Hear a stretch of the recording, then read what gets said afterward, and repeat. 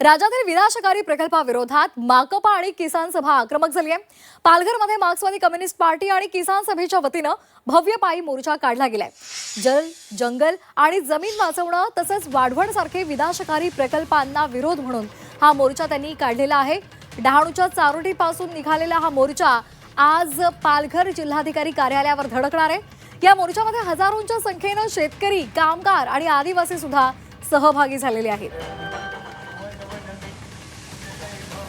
या संदर्भात अधिक माहितीसाठी आपण जाणार आहोत आमचे प्रतिनिधी हर्षद पाटील यांच्याकडे। हर्षद, अतिशय महत्त्वाचं पाऊल हे माकपा आणि किसान सभेनं उचललेलं आहे। त्यांच्यासोबत इतर नागरिक सुद्धा आहेत, आदिवासी आणि शेतकरी बांधव सुद्धा आहेत। विकास व्हायला हवा, मात्र तो निसर्गाच्या मुळावर उठवायला नको अशी त्यांची भूमिका आहे। नक्कीच मार्क्सवादी कम्युनिस्ट पार्टी आणि अखिल भारतीय किसान सभेच्या वतीनं हा लॉंग मार्च आयोजित करण्यात आलेला आहे।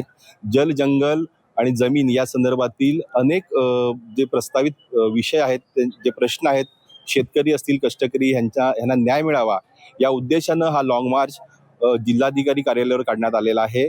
या लॉंग मार्चला काल 2 वाजता दुपारी डहाणू तालुक्यातल्या चारोटी येथून सुरुवात झाली आणि हा लॉंग मार्च आता मनोर या ठिकाणी विसावलेला आहे।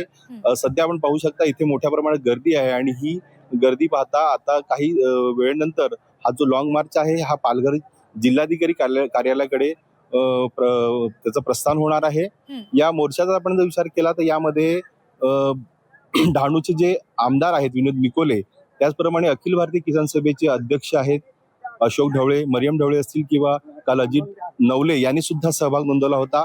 आजही ते याच्यामध्ये सहभाग घेण्याची शक्यता आहे, आजही ते सहभाग घेतील।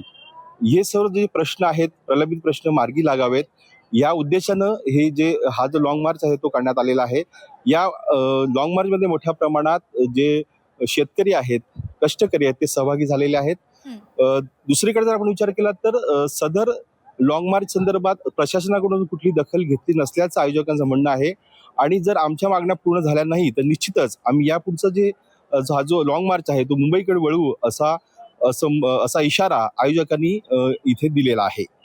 नक्कीच हर्षद, त्यामुळे आता लवकरात लवकर या संदर्भात काय नेमकी त्यांच्याशी बोलणी केली जातात का किंवा सरकार दरबारी याची दखल घेतली जाते का हेही पाहणं महत्त्वाचं आहे।